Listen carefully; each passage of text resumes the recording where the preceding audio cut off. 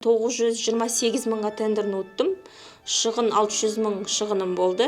Логистикаға 50 мың теңге бердім. 650 мың деп есептейін. Қалған ақша қалтама қалды. 280 мың теңгедей примерно сіздің пайдаңыз қалды. Тендерім болды. Сіз андай ғой, сіз тек қосымша табыс ретінде айналысыз да, яғни сіздің бұл кісінің основной работасы бар и так, и сіз өзіңіздің қалған уақытыңызда былайша негізі қарап жүрсіз ғой. Ал негізі полноценно кірісетін адам бұл жақта тоже жақсы ақша табады негізі, оны байқасаңыз.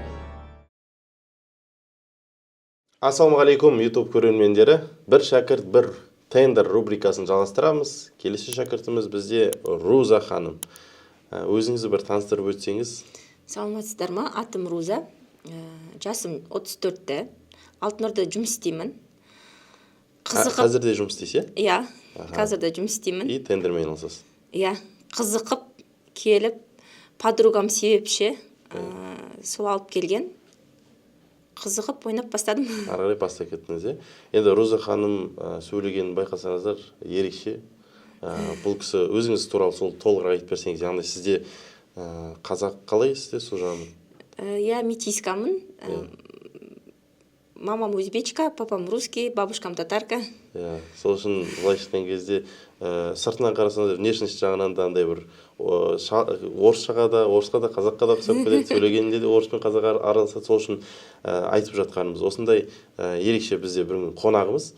Роза ханым, получается, сіз тендерді нөлден бастадыңыз, иә? Ешқандай бұрын айналыспағансыз? Жоқ. Нөлден бастадыңыз. Алтынордада не сатасыз? Аяқ киім сатам, женский аяқ киім, келіңіздер. Өзімді реклама етіп кетейін. Қанша уақыт болды айналысып жүргеніңізге? Так, 17 жылдан бері ғой. 5-6 жыл болды. Неге тендермен айналысам деген шешім қабылдадыңыз? Қосымша табыс. Ана жақта табысыңыз жетеді ме? Жоқ, жетеді ғой енді. Тағы көп табу қалайсыз ғой. Тапқыңыз келді. Жақсы. Енді осы тендерді бастамастан бұрын алғашқы қадамдарыңыз қалай болды? Сіз бірінші тендерді бастау үшін не істедіңіз? Біздер интенсивке келдік қой. Қатыстық. Интенсивке келдіңіз. Оны өте ұнады, жақсы өтті, бәрі қызықтық. Сіз офлайн форматта келдіңіз? Иә. Сол жерде сіз тендер ұттыңыз ба, ұтпадыңыз ба? Жоқ, ұтпадым ол жерде. Бірақ қатыстыңыз? Қатыстым. Самұрық қазына порталы бойынша жұмыс істедіңіз? Тіркеліп, иә. Қатыстық, бірақ ол жерде ұтқан жоқпын. Мен Госзакупок порталы бойынша өзім 6 тендер ұттым. 6 тендердан 6-ында орындадым. Бұл уже кейін рекорд 2-де, иә? Яғни біздің 3 күндік интенсивті қатысқан қатысушылар бастапқы уақытта осы тендер саласын үйренеді, сол жерде көреді. Егер өздеріне ұнап жатса, бізбен бірге ары қарай жұмыс жасайды. Егер ұнамаса, кейбір адамдар алмайды ары қарай. Енді Руза ханым сол жерде получается 3 күндік интенсивті болды, көрді, самұрық қазынада қатысты тендер ұтқан жоқ, бірақ тендер саласы сізге ұнады өзіне. Қай жағынан сізге ұнады тендер деген? Тендер бір сөз білен қалай түсіндірсем екен? Жақсы ғой. Жақсы. Қатысыңдар, білесіңдер дейін бе? Жақсы ғой. Сізге получается ұнады, Роза ханым, сосын рекорд 2-ге келді. Сол жерде уже толық қанды білім алды. Яғни тек қана тендерге қатысу емес, ол жерде мақсат уже ақша табу болды. Сол жерде сіз тендер ұтып бастадыңыз. Жаңа айтқандай, Госзакупте 6 тендер, самұрықта бірнеше тендер ұттыңыз. Иә. Енді ол жерде сол 6 тендеріңізден айтып бере аласыз ба? Қандай товарлар болды, примерно қандай прибыльдер болды? Госзакуптың 6 тендерінен әртүрлі товар болды. Ең біріншісі мен ручка, есіктің ручкасыны ұтып алдым. Дверная ручка. Дверная ручка. Әрбір тендерға берілген сумма 28 мың 600 теңгеден болды. Әрбір ручкаға берілген ақша 28 мың 600 теңгеден болды. Қанша ручка сұрады? Так, ол жерде 25 штук керек болды. 25 штук. Общий сумма қанша болды сонда? 625 мың. 625 мың теңге, Даже 625 мың копейки. И товарды қайдан алдыңыз? Неше теңге болды? Товарыны әр штугыны маған 12 мың 200 теңгеден туры келді. Тастақ базардан таптық. Кім топ берді сізге? Өздеріміз ізденіп, базарма базар, бәрі жерден қарадық, Леруй-Мерлиннен бардым. 12.200-ден, 12.200 теңгеден 25 штук 305 мың теңге товарын шығын. Ал сіз ұтқан сумма 28 мың, 28 мың 600 теңгеден. Сонда 28 мың 600 теңгені біз 22-ге көбейтсек, бұл 715 мыңға ұтқансыз сіз. Ұтқан тендерім. Ұтқан суммаңыз ба бұл или? Жоқ. Бұл жарияланған сумма. Жарияланған сумма. Аха, ұтқаныңыз где-то 600 мың теңге. 626 мың түсті ғой Сіз шотыма. төмен қарай түстіңіз, ИП-дан көрсете аламын. Аха, оны кейін видеода чек ретінде осылай шыға салады. 715 мыңға жарияланған екен. Бұл кісі 625 мың теңге түсірген. Сөйтіп отты. 12.200 теңгеден Тастақ базарынан таптыңыз. Сөйтіп товарды алып, заказчик қай аудан, қай жер? Алматыда. Алматыда. Театр, Абай театры. Аха. Мынау неде ма? Қай жерде орналасқан Абай театры? Қалада. Қай көшеде? Абай театры. Абай театры. Соған алып бардыңыз жалпы. Алып, иә. Өзіңіз 25 штукасын алып сөйлестім заказчикпен. Накладной, иә, как штик бардым, как называется? Қалай екен? Баста келіспеді. Оны келіскен жоқ, оларға ұнаған жоқ. Қанымғадай, не только чтобы мен ол жерде потом 5 штугын сатып алдым. Неге сатып алған жерімді айттым, қалдырып кетем, бірақ қайсы ұнаса келіп қайттан добавка төлеймін дедім. Дверная ручка, сердцевина, бәрі бар. Получается, сіз 5 түрлі вариантын алып кеттіңіз. Алып кеттім де, апарып көрсетіп, қайсыны өзі ұнатқанын өздері алып қалды. Осыдан алып келіңіз, осыны қабылдаймыз деді. Сөйтіп 5 түрлі вариантты бердіңіз. Иә, өздері қабылдаған, өздері ұнағаны, қайсы келіседі, соны алды ғой. Соны алды, біреуін алды. Біреуін таңдап қалды. Иә, төртеуін алып бардыңыз, сосын қалған анан алып келдіңіз. Жақсы, өте керемет. Онлайн түрде сөйлескенде жоқ? Онлайн түрде сөйлестім, бірақ олар айтты, өзіңіз Алматыда болсаңыз, біздерге жақсы болатыған, келіп, көрсетіп, сөйлесіп, ұнайды, ұнамайды. Поставщиктен сіз 5 штукасын сатып алмадыңыз, ә? Поставщиктан мен 5 штугын сатып алдым, бірақ мен айттым, чтобы если я приеду, мен өткезе салам сізге обратно. Минус авайды етесің, қалғанын мен саған беріп кетім. Жақсы. Сөйтіп бердің, 5 вариантын апарып берген, 5 вариантын біреуін таңдап алды, қалған 4-еуін апарды обратно. Поставщик расходты минус авайды етіп, қалған оплатасын жасап, товарды полностью апарып қайттан апарып бердіңіз. Осылай тендер жүреді. Бұл бірінші тендер сіздің. Сонымен қанша прибыль қалды примерно? 312 мыңдай пайда қалды. Өте күшті. 312 мың теңге пайда. 300 мың теңгедей шығын болды, итак. 312 мың теңге пайда. Бұл да бірге бір деген сөз. Бірінші тендер сабақ барысында.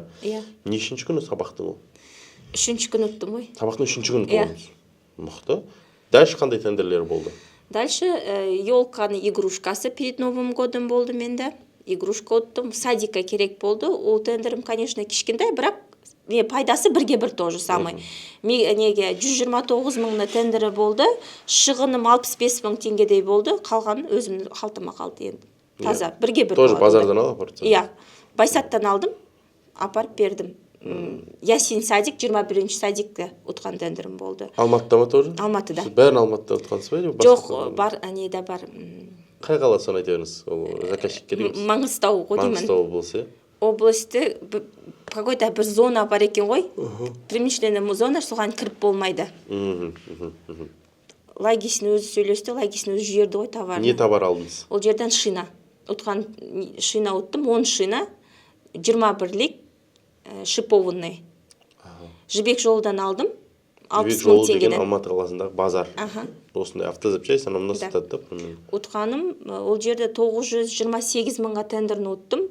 Шығын 600 мың шығыным болды. Логистке 50 мың теңге бердім. 650 мың деп есептейін. Қалған ақша қалтама қалды. 280 мың теңгедей примерно сіздің пайдаңыз қалды. Жақсы, бұл примерно сонда сіз тендерді бастап айналысқаныңызбен бір миллионнан жоғары табысқа шығып кеткенсіз уже. Анау неңіз бар, жаңағы ручкаңыз бар, мынау садигіңіз бар, одан кейін шинаңыз бар, одан бөлек тағы да майда шүйде тендерлеріңіз бар.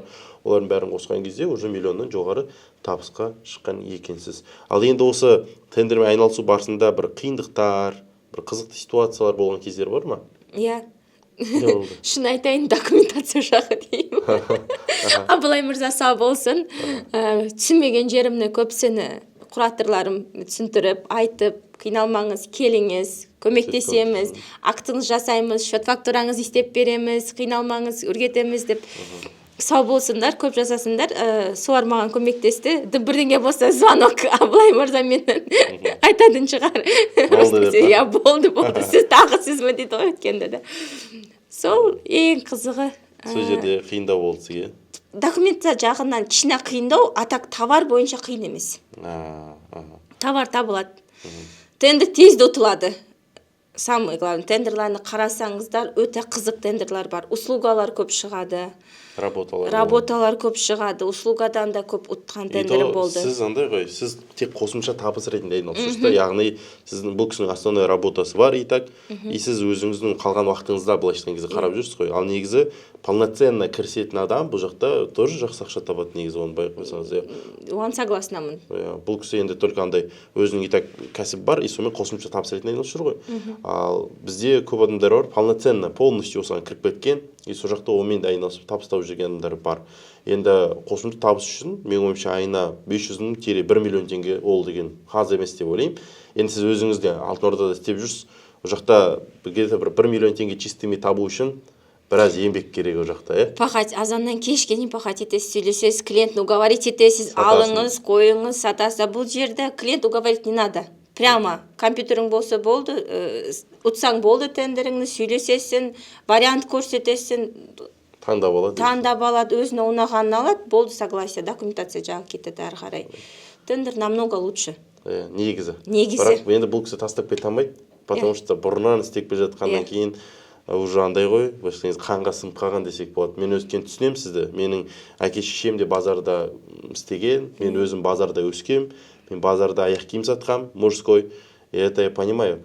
То есть тастап кете алмайды. Менің де ата-анам тастап кетпеген. Әлі күнге дейін істейді. Хотя я зарабатываю, мен ақша беремін, мен обещанием, бірақ тастамайды. Сол секілді ол. Егер сіз мысалы қазірден бастап тоже тендермен айналысып, жалпы осындай бір табысқа шығам деген ниетіңіз болса, онда бүгіннен бастау керек. 3 күндік интенсивқа келесіз, дәл Роза ханым секілді. Сол жерден түсінесіз тендердің ашығын. Яғни ол жерде идеализировать етіп келеді көп адамдар, айтып кеткенде мен бұрыннан айтам, жаңағыдай тендер саласы оңай деп келеді. На самом деле біздің өзінің қиындықтары бар, өзінің рисктері бар. Сіз оған подготовленный болып келсеңіз, дайын болып, осознавать етіп, то, что осындай проблемалардың бар екен, документацияның қиындау екен түсініп келсеңіз, сіз өзінен жеңіл өтесіз. Тоже мысалы Роза ханымдар неге одан жеңіл өтті? Неге былай күліп қабылдайды? Потому что заранее білет то, что накладной деген бар. Заранее білет то, что черный список деген бар. Потому что он 3 күндік интенсивта уже заранее түсінгенсіз. И осознавая все это, то есть бәрін қабылдап, сөйтіп келді, 3 күн рекорд 2-ке. Тура осы секілді сіздер де келсеңіздер болады. Енді өзіңіздің бір айтар кеңесіңіз, ақылыңыз болса, соңғы айтар сөзіңіз. Қатысыңыздар, ұтыңыздар, табысқа шығыңыздар. Рекомендую деймін ба, не дейін? Кеңес беремін. Келіп қатысып көріңіздер.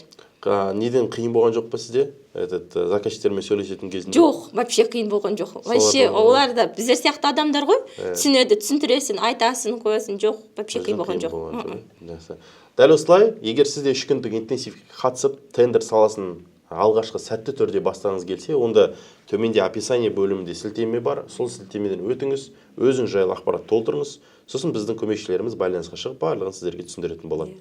Қонақта болған Роза ханым, сізге үлкен рахмет. Алдағы уақытта жақсы табыстарға шығасыз деген сенемін. Ал сіз видеоға лайк басуды ұмытпаңыз.